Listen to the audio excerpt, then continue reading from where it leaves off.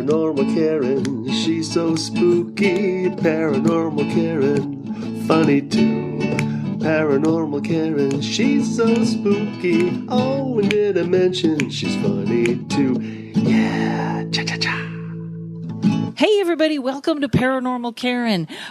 Today we are doing haunted history. I'm very excited about this topic. I was just talking to my guest a little beforehand, and it's super exciting. And I believe, because you all know I tape way ahead, you're hearing this in August. In September, you can see me at the Lancaster Comedy Competition. In October, getting ready to see me at Ann Arbor Comedy Club in Michigan. I can't remember what's between there, but I know there's a lot. Check out karenrontowski.com. And also, if you could leave me some kind of rating for a 5-star, 2-star, whatever you like, helps me get the podcast out there. So today, let's get right to it. My guest is Craig Owens. As he says, it's plural. His website is Bizarre LA. And pleasure to meet you, Craig. Thanks for coming on the podcast. Well, thank you. Yeah, this is I love it. It's spontaneous and improv-like. Yes. And well, I don't know if you know, I'm a comedian. I think you were saying we've overlapped at Glen Tavern a couple of times. So we're very light here. Sometimes our topics get deep. But so two things that I want to, I love this haunted history, but also tell me about, you're also a paranormal investigator. Yes, the book is called Haunted by History, Volume 1. And it actually, I chose haunted hotels as the main subject matter in Southern California. And I didn't try to stay exclusively to LA, although I could have easily filled those 8 hotels in Los Angeles. But there was a reason why I decided to spread it out. One of it's financial. A financial reason, right. Because I'm also a photographer as well as a paranormal investigator. And what I do is what I was telling earlier is a 3-pronged attack on a location. At first, you got to get permission by the management to actually feature the book, right? Based on the approach that I take. But what I do is I fact check the historians. I go through and find the real history of the place, sometimes going as far back as looking at original documentation, just to make sure that the historians are doing it correctly. Okay. And I'm also looking for forgotten stories that maybe have been overlooked by past historical reference books. So just because I'll buy like a history of, say, the Hotel del Coronado, by the hotel historian, I still fact check that historian to make sure that he's doing that, and or are we following the marketing, ploy? Yeah. So because a lot of times groups these hotels that have their own in-house, they're actually they're sugarcoating the history. They want you to only know some things, right? Not others. Plenty they don't want you to know. And I always have to laugh because no matter where I go, no matter what city I'm in, somebody will say, go to this haunted hotel. And I'll go and without a doubt, Marilyn Monroe and Frank Sinatra stayed here. And that they say that in so many hotels that I don't think Marilyn Monroe or Frank Sinatra spent one evening in their homes, because they would have to be just going hotel to hotel to hotel to hotel. So I'd imagine checking everything is a good idea.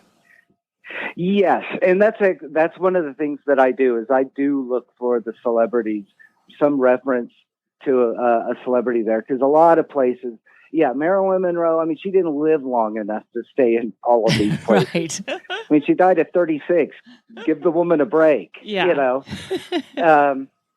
Another one that, and especially in California and in the West, Clark Gable. I mean, that man has been linked to so many different places around that. And I often get this question a lot, which celebrity ghosts get around the most, and I'd say, well, in LA, it's Rudolph Valentino and Marilyn Monroe. And the next level down is like Greta Garbo and Charlie Chaplin. If you believe all the stories, they owned half of LA at one time or another. Wow. And of course, that's simply not true either. Oh, interesting. I mean, like one of the longtime urban legends is that Greta Garbo owned part of the Chateau Marmont. I don't know if you've heard that or not. Why have that's the one that's up in the hills, right? I think I read tarot cards for a company on the Sunset Strip. Yeah. Yes, yeah. I did. Yeah.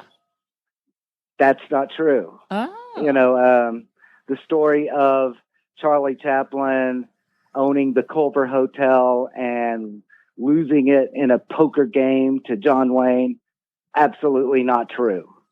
Wow. John Wayne did own the Culver Hotel at one time, but it wasn't through a poker game. He bought it in the 1940s, along with his, under guidance from his business manager at the time. And they commingled their assets together. So, this business manager also managed Red Skelton at one time and Fred McMurray at one time. And so Red Skelton's name was attached to the Culver Hotel. There's even documentation of Fred McMurray. I don't even know if Fred McMurray even knew that he was listed as an owner of the hotel at one time, but they were commingling all this stuff. And by the early 60s, the story was that Red Skelton had won it from John Wayne for $1. Oh, see, and then it morphed over time to Charlie Chaplin. You can't win a hotel in a poker game. Let's start there. That would be, you can't sell your hotel for $1. That's true, correct? Yeah, that just isn't going to happen. Something like that. Right. Yes, okay. Right. So otherwise, we'd all be playing more poker. That's right. That's right.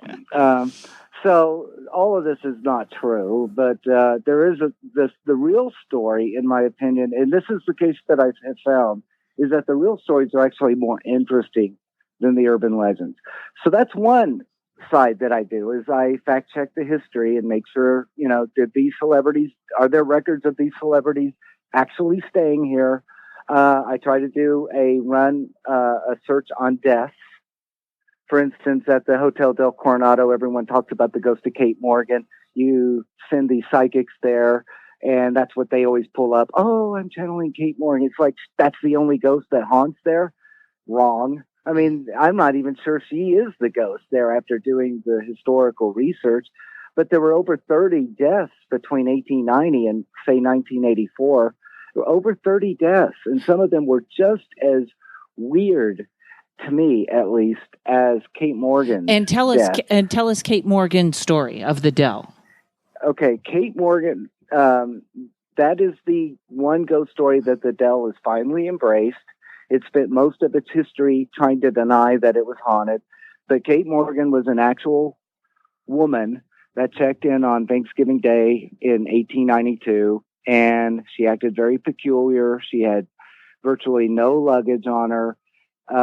She had signed under another name at the time, Lottie A. Bernard, and she kept asking if the certain male was coming to visit her, and she was saying that it was her brother, but this male never showed up. And after about 3-4 days of acting weird, she went to San Diego, came back.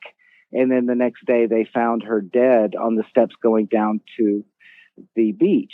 And right by the body was a bulldog pistol with rust inside the barrel. And there was a bullet hole in her temple on the side of her head, only on one side. The bullet didn't go through her head.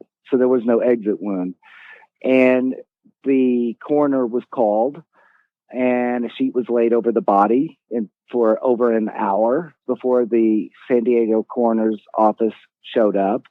And they just deduced had been a suicide. They were trying to find some kind of record on her that positively identified the body, so that they could identify the next of kin to see what would be done with the body. They want someone to claim the body and actually pay for the burial, in a nutshell. That's when they discovered that she wasn't Lottie A. Bernard. And once the newspapers got hold of the story And once the police began to, scratch their heads going, well, who is this woman if that's not who she claims to be? That's when there was this nationwide search to find out the identity of the real person. The San Diego Union newspaper at the time just referred to her as the beautiful stranger. And she sat on a slab, and then for it seemed like an eternity. It actually was pretty quick. But the LAPD actually solved the case, and it started out as a missing person named Katie Logan, a domestic working for a upper middle class family in LA, went missing after telling her bosses that she was going down to San Diego for business and never came back.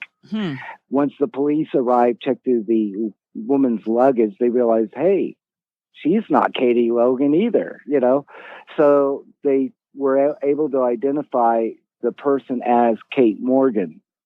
And she fit the description. There was enough evidence in that trunk to make everyone think that, okay, this is the dead woman laying in a slab in San Diego.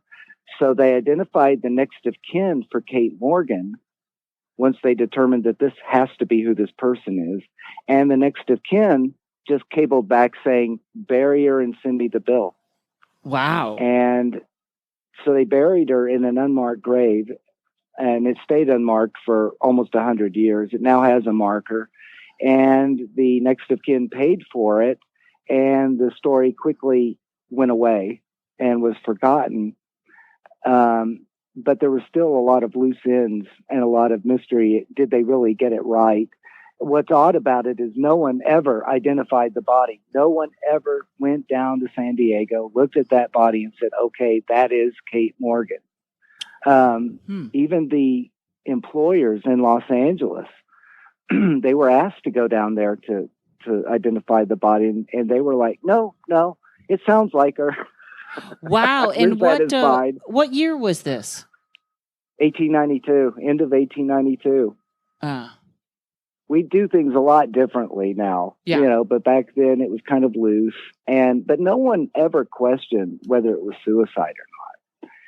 Fast forward to the 20th century, and people were seeing this woman dressed in Victorian clothing, black clothing, wandering around the property.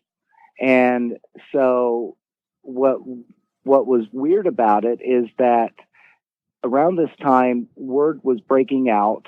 The hotel was trying to keep it to squelch the stories, but there was a room on the very top floor of the Hotel del Coronado where poltergeist activity was taking place. People would set down their watches, their loose change, their billfolds on a table.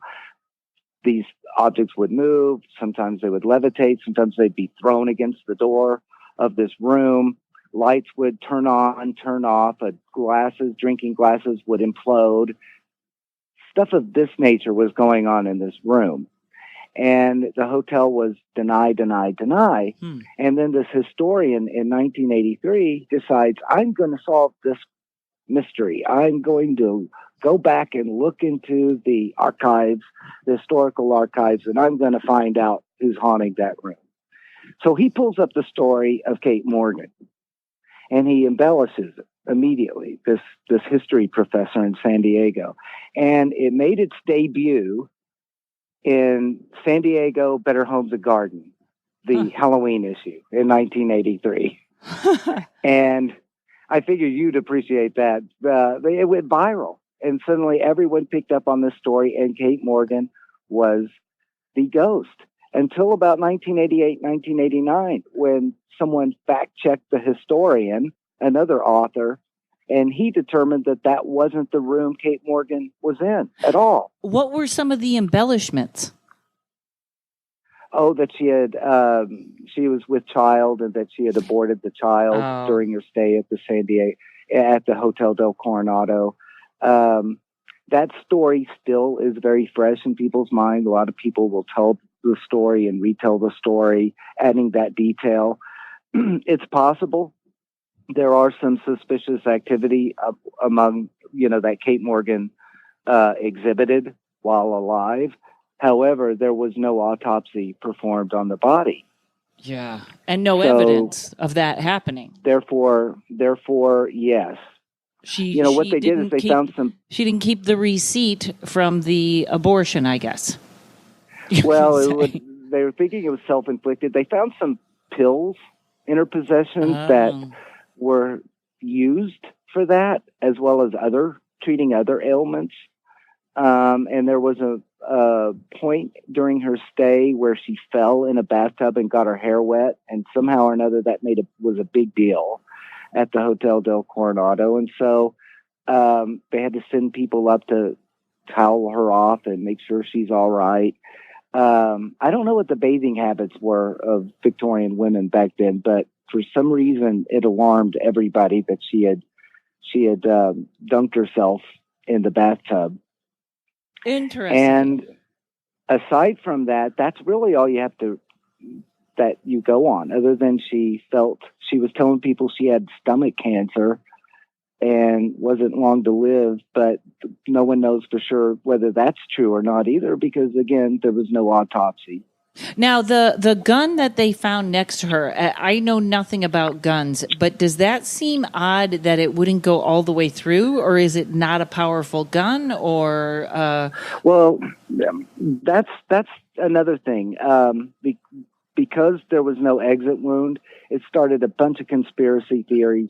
Once the Kate Morgan story was reintroduced in 1983 and started being told over and over again, a lot of authors jumped on it, and they all came up with their different conspiracy theories. And one was that she was murdered, and that because there was no exit wound, she had to have been shot from a distance.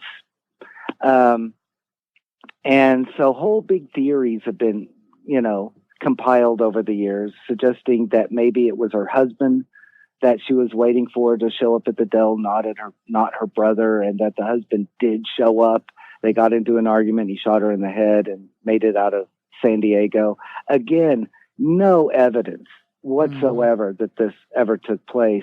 What most likely transpired is that because the gun had rust on the inside of the barrel, they did trace where she possibly purchased the gun in San Diego. And this was during the coroner's inquest. They brought in the shopkeeper who refused to identify the woman positively or identify the gun.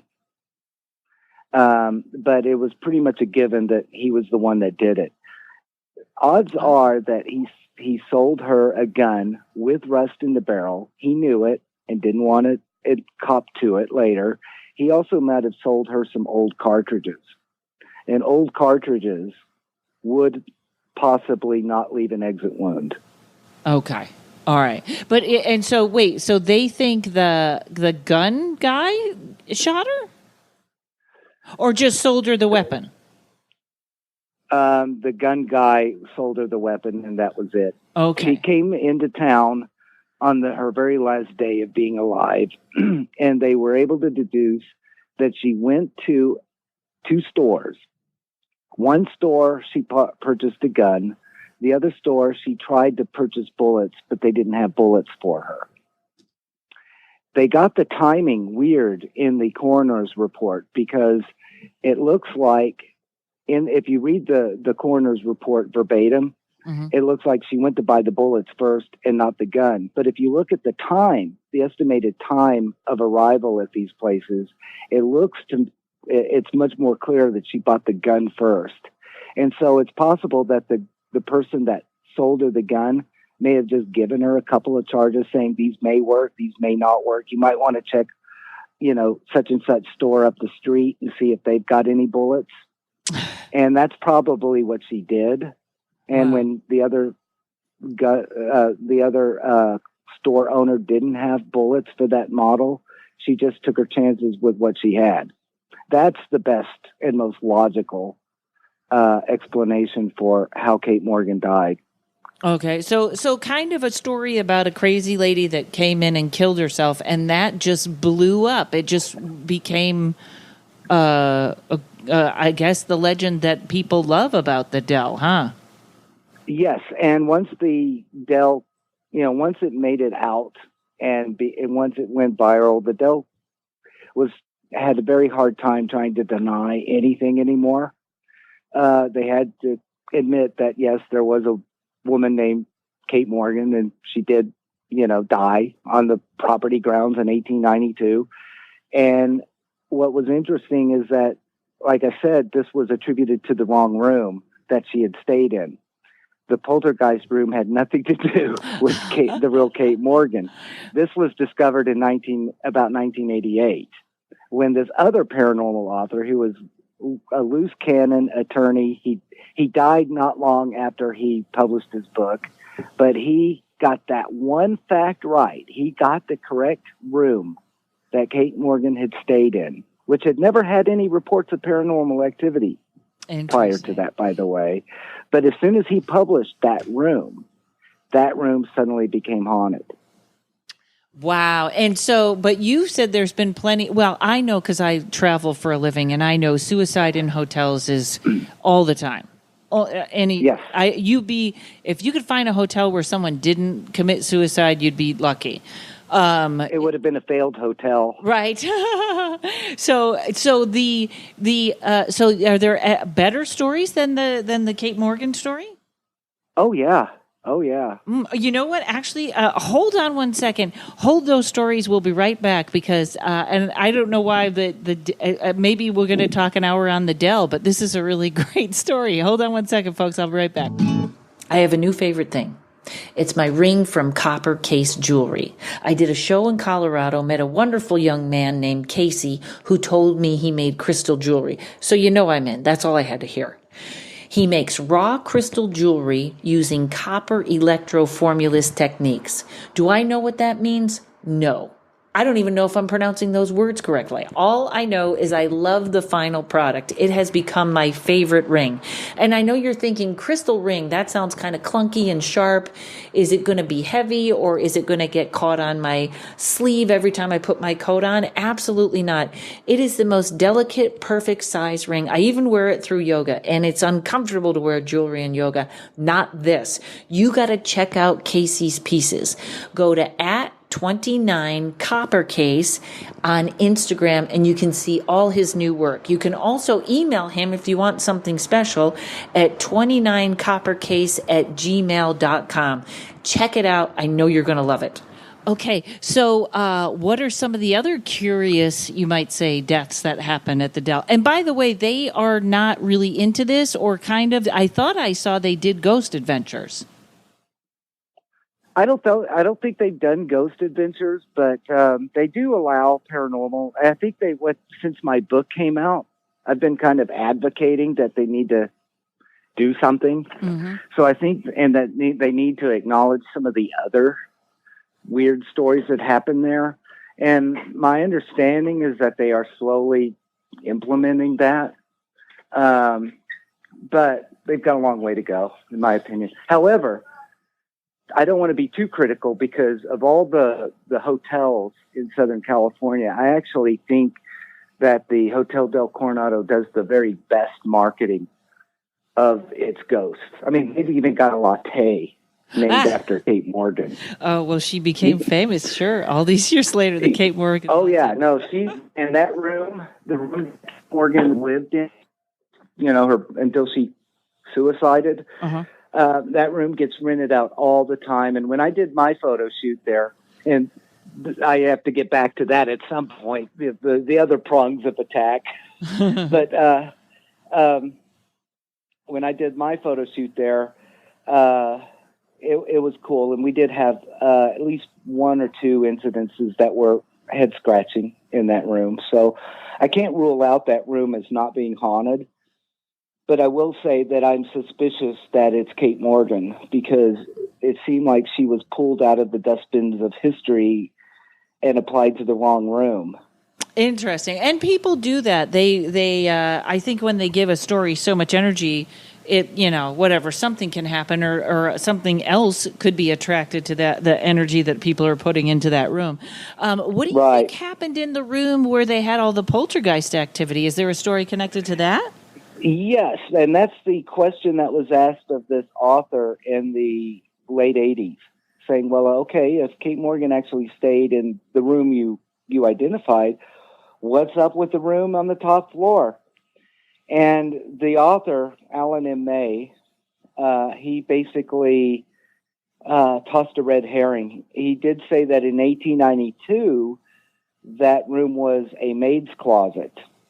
Oh. So he just put two and two together and said, well, a maid was working with Kate and tending to Kate Morgan, and she mysteriously disappeared at the same time. So he's trying to connect the haunted room on the top floor to Kate Morgan as being the ghost of a maid. And you will get that story even from staff members at the Hotel Del Coronado.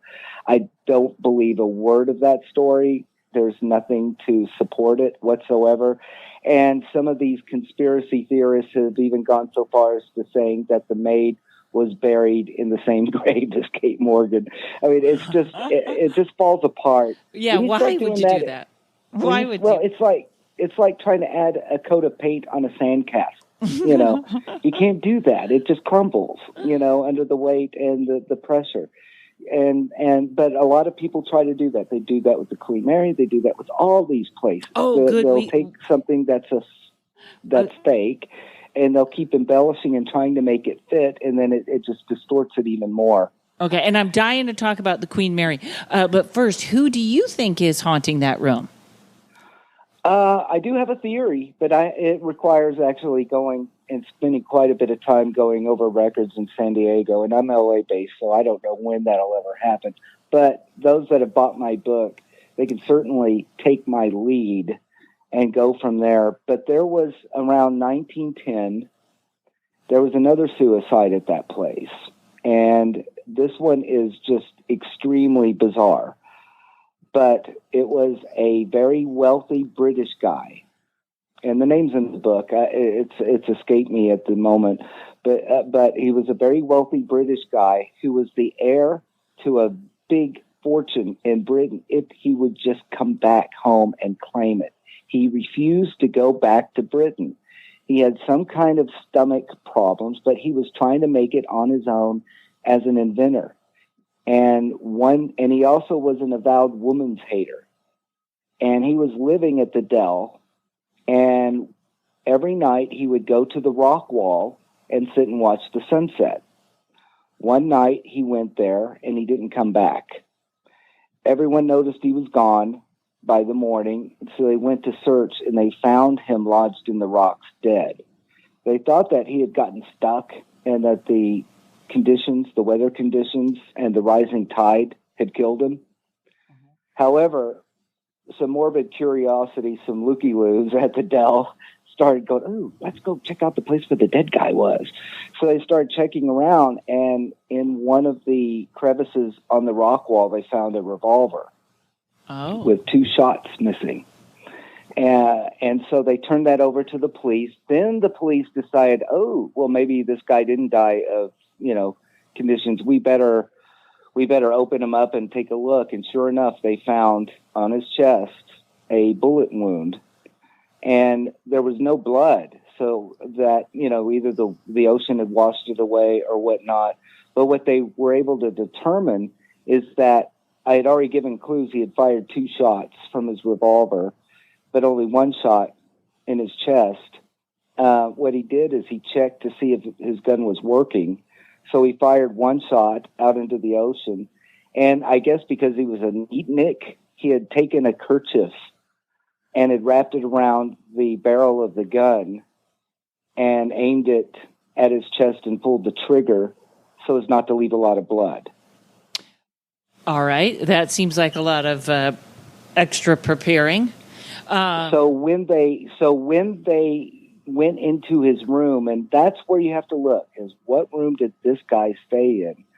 But what they did is found that he had a bunch of patents and a lot of his inventions, and they were quite clever. They were small little gadgets, little children's toys. He was already into like recycling things and like what we would call, being conscious of waste. So he was already kind of ahead of the game. He was coming up with like paper clothes hangers and stuff like that. Wow. He was way ahead of the game on on his inventions. Now, where did those little gadgets get stored? I don't know. They could have gone into the maid's closet, had that been a maid's closet. I don't know. But here's the kicker. Starting around in the 1880s, 1890s, paranormal activity broke out in another part of the Dell. And it was a store called the 1888 Established Store. And at that time, when it first started breaking out, they were located in the basement area, the shopping center of the Dell, underneath the lobby. What was going on there is that whatever was haunting that space did not like women. It was constantly going after Marilyn Monroe. Clocks would be dropped, and things would be smashed, misplaced. It loved to play with little gadgets. Then, around 1990, they took a space up on the lobby level and they redid it. And then they moved the established 1888 store from the basement up to the lobby level. And it's been there ever since. The paranormal activity, the poltergeist activity followed. So it's now in that store on the upstairs. And whatever it is, it doesn't like Wizard of Oz stuff. Maybe the stuff with Dorothy's picture on it, not sure. Still doesn't like Monroe.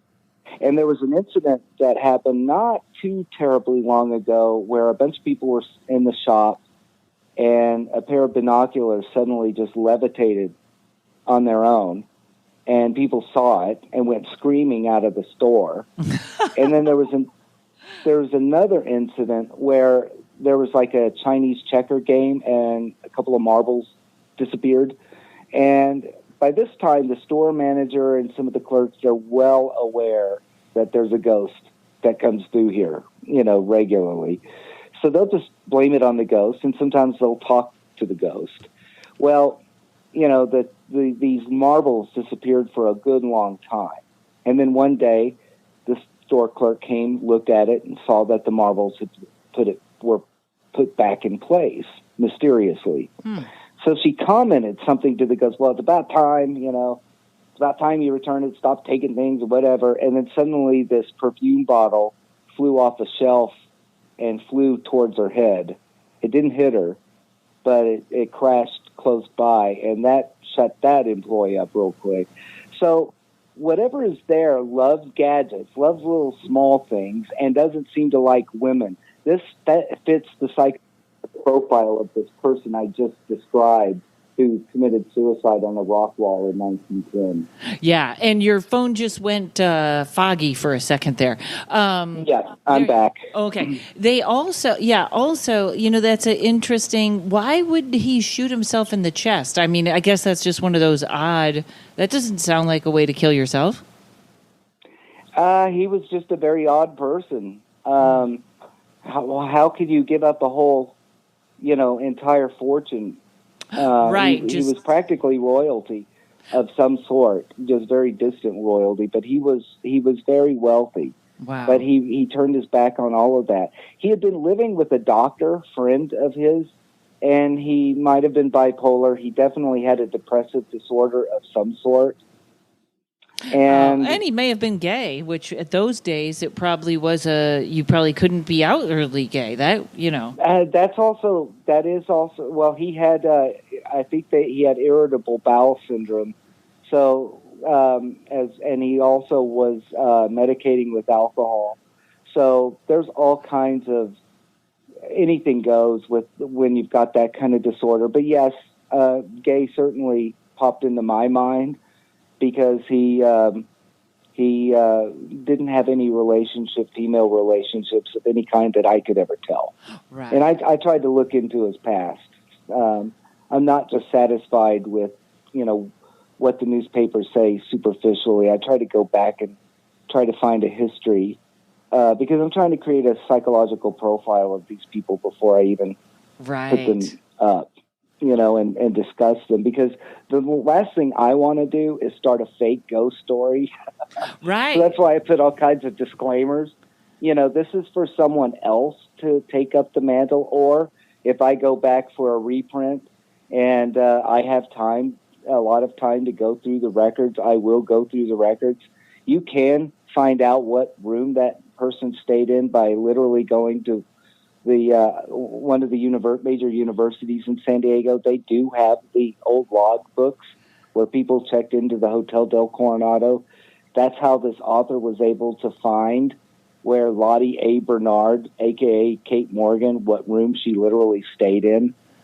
Wow, that's interesting. Going over those old records. Yeah, that's fascinating. Okay, so tell us about your second prong, which is your photography. No, that's the third prong. The second prong is I fact check the historian. Mm-hmm. Then I go back and I try to determine when the ghost story started. So I've already overlapped in talking about the Kate Morgan thing. But I want to know when the ghost stories started, who started them, when did they go public, and how did they change and evolve over the years? Which has to be hard to figure out. It's not as hard as you think. Sometimes I can literally track it down to the person directly. Wow. And some of these people you may even know, because these ghost stories aren't that old. They're still alive and going. Even though the stories that they've made up go back hundreds of years or 100 years or so. So I try to track it down to the source. When did they start taking off? So if you can't find the exact person who did it, find out when it started popping up in the LA Times, when it started popping up, in the Ventura newspapers, when television started, when did Leonard Nimoy find out about it? Right. On his television show, sightings. When did they come in? What was being said, and that is actually if there's one thing that a paranormal investigator can benefit the most from, it's not their field equipment, it's not their psychic, it's not anything like that. It's finding out when the ghost story started. Interesting. And be very specific, because you can literally, you can almost be able to tell whether it's fake or not from the moment you determine when it was introduced and why. Right. Well, that's a tough, mediums have a tough job like that, but I do think sometimes there's stuff that just, it's like they're pulling it out of air. There's a little girl over there and she's, got a lollipop and her hair is in pigtails.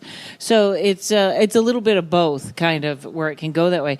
So, okay. So second is finding out where the story came from. And the third is the photography, which is one of my most fascinating, I think that's one of the most fascinating part, especially still photography is the hardest to get stuff. And I find it the most fascinating. Well, the third prong is that I'm not content with just, when I started to do this book, I wasn't content with just retelling the history. I wasn't content with just summarizing the ghost stories and how they changed and evaluating using critical thinking skills as to, if these things are true or not, and trying to back it up with footnotes so that you can, if you question anything I say, you can go back and actually trace the source and see it for yourself and make your own judgments. Connecting the dots is very important, but the third prong is to actually test the buildings themselves to see whether or not they're haunted. And the best way to do that, and the most effective way that I have found, is not just going in there in jeans, ball cap, tattoos, and with field equipment doing. Yes, you can get some results that way, but the best way I have found is to actually restage certain events in the haunted rooms. Oh, yeah. And photograph it. And so, for instance, let's go back to the Dell. It's the easiest one to talk about. Once I, knew about the Kate Morgan story in the actual room, what I did is I rented the Poltergeist room that's still available, and I rented the Kate Morgan room, and I chose a time of year when it was slow, so I had some control over the environment. Never a weekend. It was always like either a Sunday through Wednesday, slowest time of the week, slowest month of the year. That's when I'll go there. and I'll bring someone that I'll dress up as Kate Morgan. Right. And she'll be wandering all over that place at all hours of the day and night, usually trying to avoid crowds because I don't want, to attract attention. Right. But we'll be shooting in the Kate Morgan room. And then what we would do is rig the place after we're done shooting and with recorders and monitor to see what happens. Sometimes there would be disruptions during the shoot. A door would open and close. No one on the other end, no crossbreeds. This happened to me at the Glen Tavern Inn. Disembodied voices on the third floor when me and this model were the only ones on the third floor. Disembodied voices disrupting our photo shoot. Interesting. I even had right before doing the photo shoot, I even had a Zoom 4 that I sat in the middle of the third floor hallway at the Glen Tavern Inn. And I said, those are heavy suckers, They're big boxes with a couple of mics. It was about a $500, recorder. Right. Had it right in the middle of the floor. Asked whatever it was to knock it over if it's there. 20 minutes later, suddenly this breeze came out of nowhere and knocked it over. Wow. I was like, wow. And that was the same night we got disrupted by the voices on the floor. Wow, I do and I love that. A lot of times when I think you do get a lot more when the spirits or whatever's there recognized, could be anything from a Civil War hat to a timepiece that's a dress to, and I think that's always a great technique. And I know we're talking about two places, folks. So we're talking about the Dell and we're also talking about the Glen Tavern. So and I'll have to take a break in a second. So you agree these places are haunted. It's just the stories got screwed up. Yes. And it's throwing ghost hunters way off target in a lot of cases. They're looking for the wrong ghost, or they need to start over and go back to, throw out everything that you thought you've heard or had believed in and go in from a fresh approach. Which you should do anyways. For instance, with the Glen Tavern Inn, there was no brothel or bordello on the third floor. That was made up in 1987, 1988. People believe that. There was no gambler killed in room 307. That was made up in 1986. Again, if you fact check and go back through the records, you could find out exactly when these ghost stories started. So when you buy like a book by a paranormal author and said, people have been saying for years, old timers have long said, avoid these cliches. You can find the exact date if you dig a little deeper. Interesting. Wow.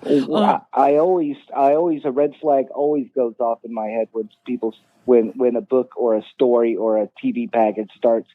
People have said. It's like, I know. What people? And what are they saying? When did they say this? Okay. So vague. Yeah. All right, let's take a break, and then I want to talk about the Queen Mary, and I possibly want to bring up the Comedy Store, which I know I did a show on the Ghost of the Comedy Store and real stories from comics.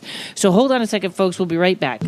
Psychic medium and buddy of mine, Terry Huberman, is with me today. Terry, you've given me so many great readings and healings, and now you've got everything together in one package. Tell me about that. I sure do. So this package has energy healings, readings, and coaching. Coaching, that's the best. And people, they buy the package. You give them coaching once a week? Yeah, so we meet online once a week, and in between, there's support as well. And who would this be for? This is really for folks who are in indecision, needing to get into their intuition because they're blocked or stuck. They need to move forward. And so we explore what the root causes of the problems are. And helps them get out of their own way. Yeah, absolutely. Terrific. And what can they expect from this? Sure. So moving from anxiousness to confidence, accessing their freedom, joy, and security, and really being in alignment with themselves so they have that clear direction, so they know, aha, this is what I need to do next to reach my goals. So now there's something that's free so people can talk to you and see if this is for them.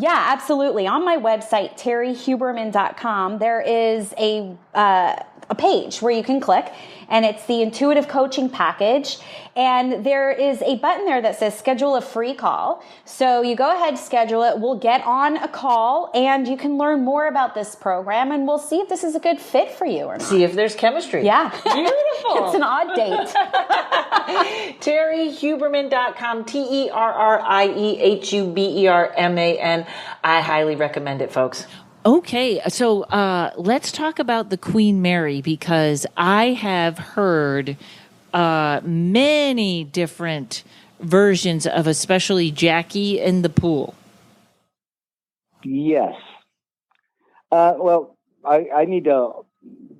Queen Mary is not included in this particular book. It'll be included in a future book, but I've already done the research on it. Okay. And I'm still kind of researching it, but it's mostly done. Certainly the historical part's done.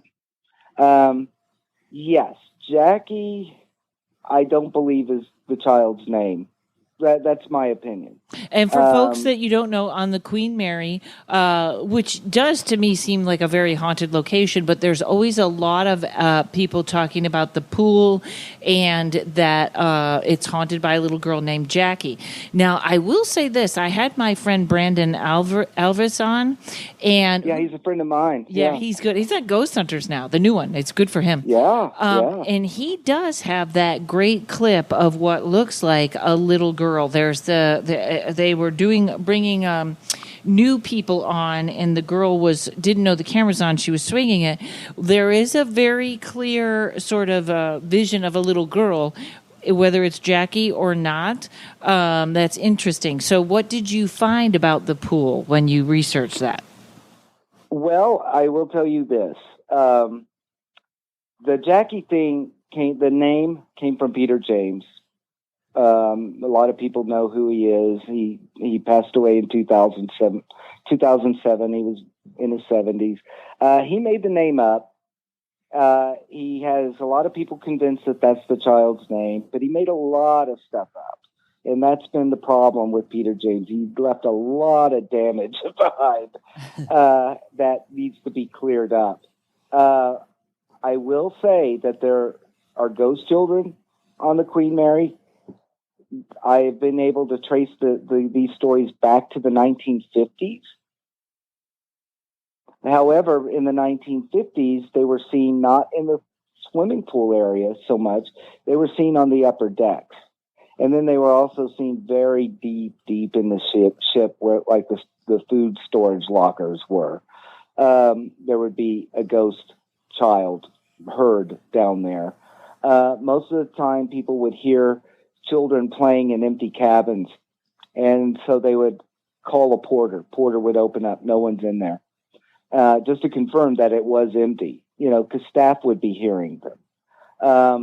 Now, what ended up happening, in my opinion, is that the reason why there were these child spirits all over the place was that the ship was active in the ocean, lots of energy, lots of boiler rooms, engines all going, as fully charged as they were allowed to go at that time. Then you had the power of the ocean, and that, has been a conduit for energy as well.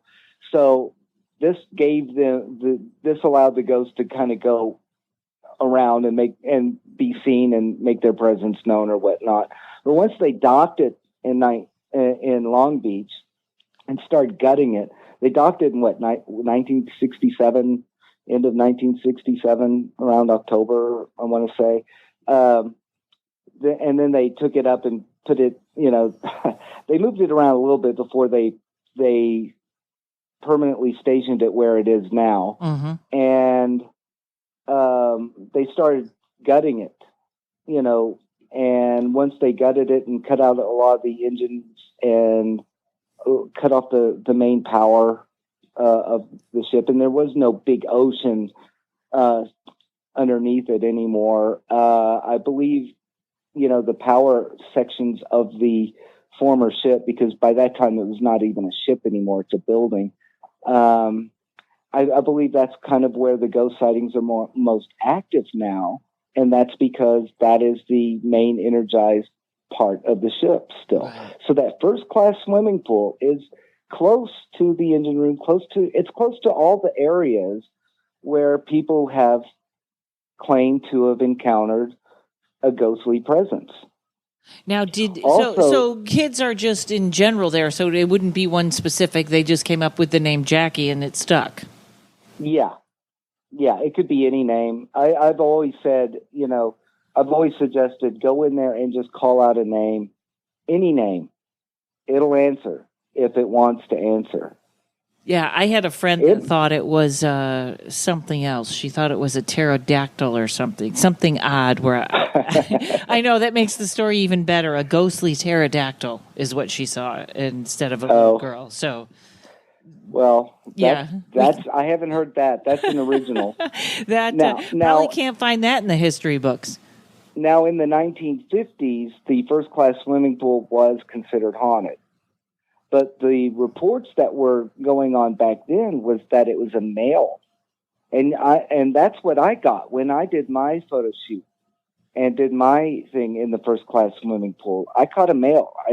I did catch what might have been a female very faintly in the distance at one point. It's too faint for me to say that's for sure what it is. Mm-hmm. But I did catch a male voice that was loud and clear. And I'm surprised we didn't hear it. I think it was a little too loud and too clear, and we thought it was one of us, but it wasn't. And it was from, I know exactly where it came from too, because we had that pool mic'd to the gills. And, and the recorder that picked it up was the one recorder where no one was around, mm-hmm. to pick it up. And, but it was like a man yelling, "Help, let me out." That was one of the stories from the 1950s. So I think this ties into World War II when it was a transport carrier ship. That pool was not used as a pool. It was used as barracks, very cramped barracks stacked very high. Okay. And you can imagine how hot that would get. And no serviceman had the bunk to himself for more than 6 to 8 hours at a time, period. He had to give it up to someone else. Because everyone, literally, when you were on that ship being transported across the ocean, you did everything under a schedule, whether eat, sleep, whatever. Everything was done in shifts. So nothing was ever permanent. So you can imagine, tempers running high. You can imagine a lot of different things. And as for the children, I actually think that that's probably related to the bride and baby voyages that were going on. And while there's no real records of children deaths during these voyages, there was one relatively newborn child that died, and that did make the news. But I think that was a slip in confidential information, because the one thing that people seem to overlook is that these bride and baby voyages, even though the war had ended, these were still considered top security voyages. Right. So there was still a clamp on information about who was on these voyages, what went on these voyages, and what not. And so the government would have had those records, and Kennard would not have been allowed to report it had it happened. Go ahead. I was going to say, so it's possible that children did in fact die on those ships, and they just did. The U.S. government did its best, as well as working with the British, did their best to keep it out of the news. Right, not to scare people to get on those ships. They wanted the bride and baby voyages to be happy.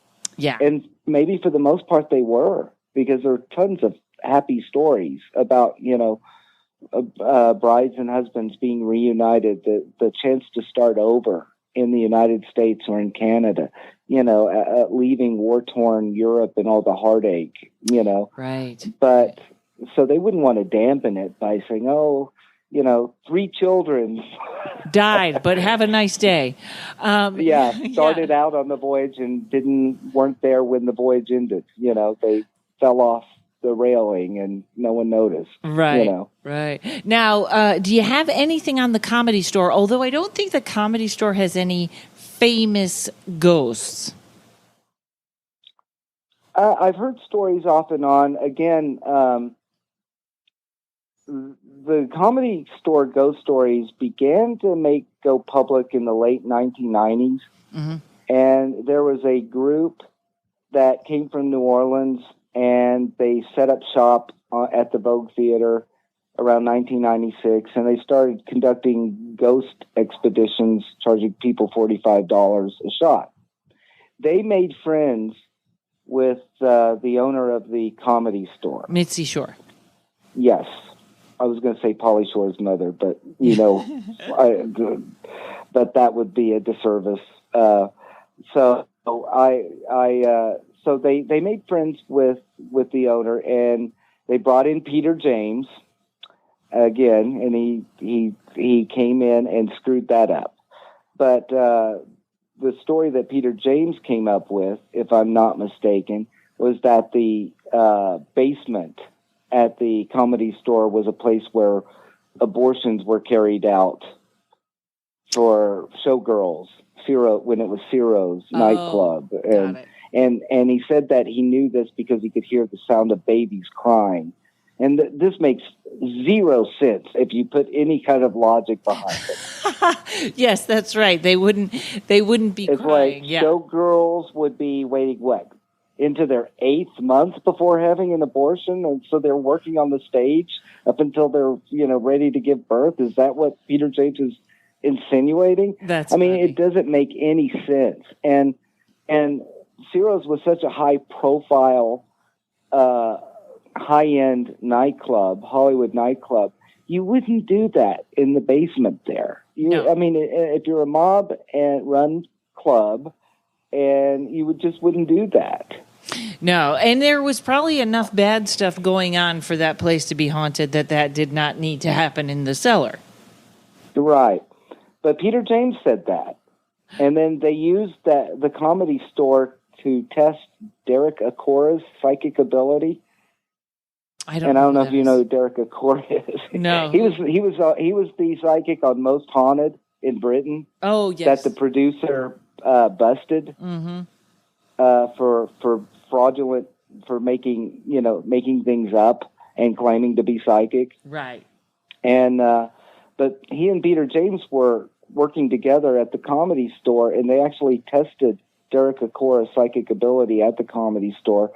I believe this is true because I found the report online once upon a time, and Peter James passed Derek Acorah with flying colors, saying he's the real deal.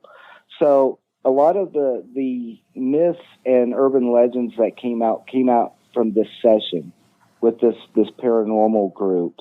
And it was headed by a guy named Larry Motz, who, when he first arrived in L.A., called himself Dr. Larry Motz and said that he had his doctorate degree in parapsychology from a school in Britain. Then they found out that was not true. So he had to drop his doctor title and just became Larry Motz. And he was hoping Peter James was trying to get back on TV, so he was hitching his wagon to this group.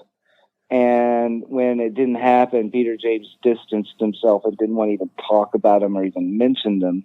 But what ended up happening is that Larry Motz and gang ended up suing Sci-Fi and Ghost Hunters, saying that they stole their idea for a television show, and they lost the case, and the group folded and went back to New Orleans. Last I know.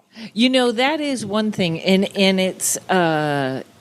I have to say, when people are making a TV show, I know they're pressured to come up with evidence.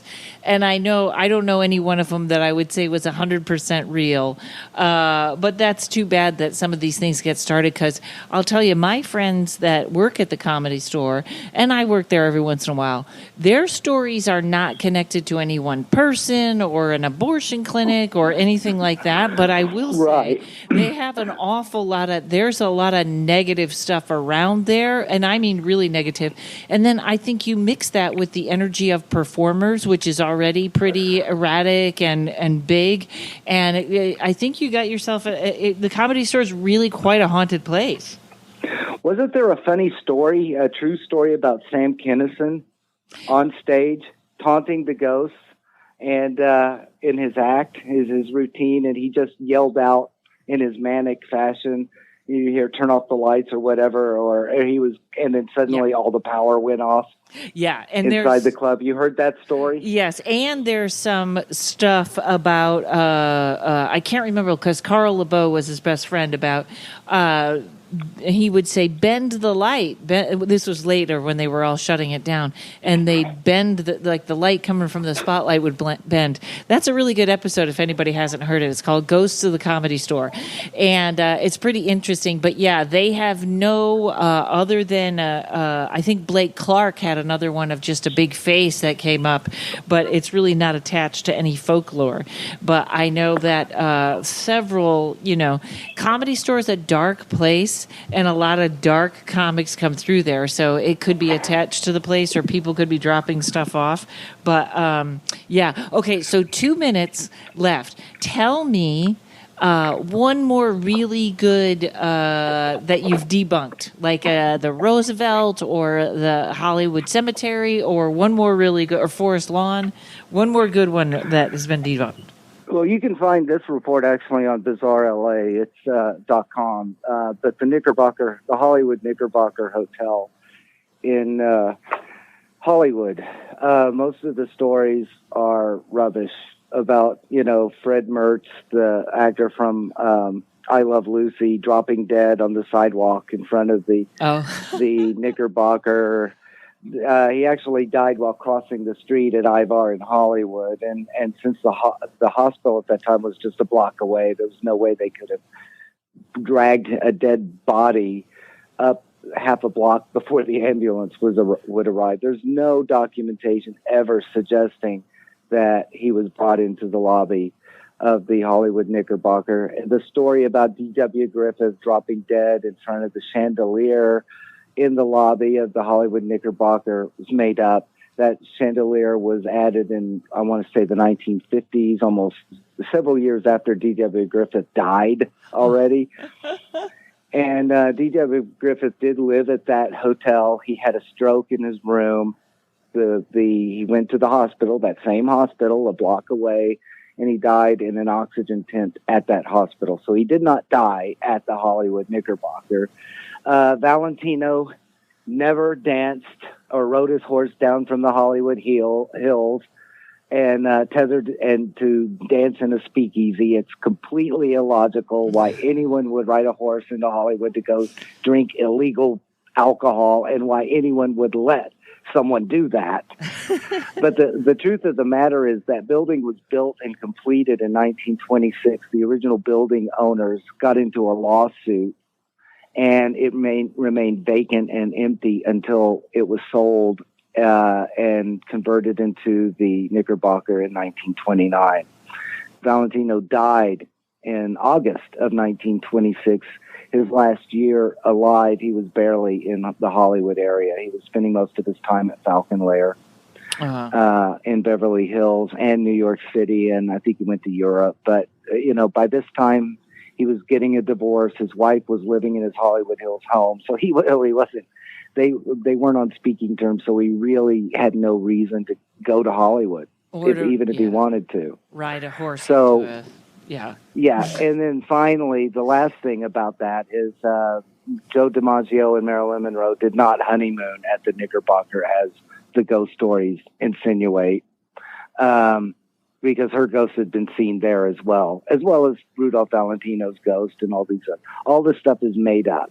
Wow. There were some cool deaths there. There was some cool history there.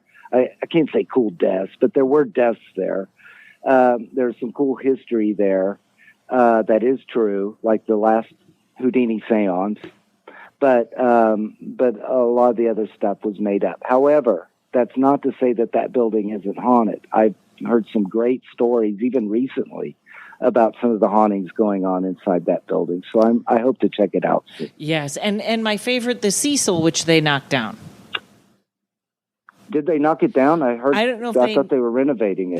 They renovated it once and turned it into a. I had a much happier Stay on Main, and then I think they might be renovating it again, but I've been looking so hard to get in there. So that one I never heard any history or this person. Well, actually, there is a lot of history with the Cecil, isn't there? It's all wrong. Too. Oh. That's another thing. If you allow me real quick. Sure. I get on Instagram and see this all the time on social media. Everyone's got it wrong, and it comes from a reality show that did a documentary that didn't even bother to do the historical research. So number one, it did not open, was not completed in 1927. It was completed and actually opened, I want to say, Christmas Eve, 1924. The first death was not 1930-31 after the stock market crashed. The first suicide was actually in 1927. Lastly, it was not the last place Elizabeth Short, the Black Dahlia, was seen. I don't know where that came from, but the Biltmore, I still believe, has that record, not the Cecil. There's no connection so far that anyone's been able to find with the Black Dahlia and the Cecil Hotel. It was just a middle-class hotel, nothing special ever, and it did have some bizarro deaths, but nothing so outlandish that would make it stand apart from other buildings in downtown L.A. However, that was where serial killers, that's true. They did stay there. Yeah, and that's also where that weird tape of the girl in the elevator and she ends up in the water tank? Yes. That's if not weird. For Elizabeth Lamb's death, no one would even be talking about the Cecil or its exaggerated back history. I would like to add one last bit of trivia. Sure. I know everyone seems to know that the American Horror Story season on Hotel was based partly on the Cecil. Mm-hmm. What you probably don't know is that the other half was built around the Alexandria Hotel's history. Oh. That's in my volume 1, and the Alexandria Hotel has far more interesting history than the Cecil ever hopes to have, including weird deaths and a higher death count, I believe, than the Cecil does. Interesting. And we're living in a decade where that actually could be an advertisement that would get people in. We have had far weirder deaths than other hotels.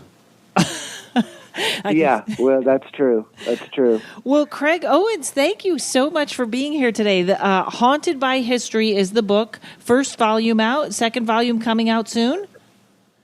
Hopefully, yes. I've been working on it for a while. I'm still very much promoting Volume 1. Volume 1 covers the Hotel del Coronado, the Mission Inn, the Alexandria Hotel, the Glen Tavern Inn, but also has some little boutique hotels like the Julian Gold Rush Hotel in Julian, California, the Banning House Lodge on Catalina Island, and the Pierpont Inn in Ventura.